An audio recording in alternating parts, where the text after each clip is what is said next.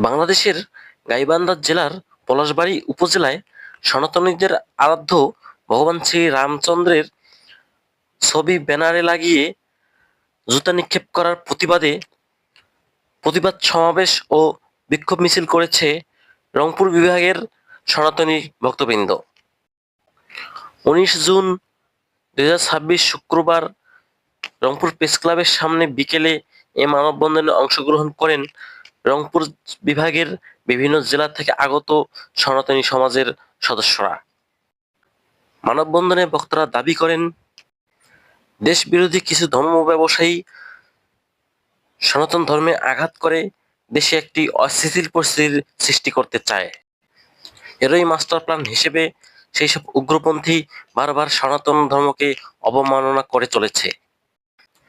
তাই ওই সকল রাষ্ট্রবিরোধীদের দ্রুত আইনের আওতায় এনে দেশে শান্তি শৃঙ্খলা ফেরাতে সরকারের প্রতি আহ্বান জানান বক্তারা।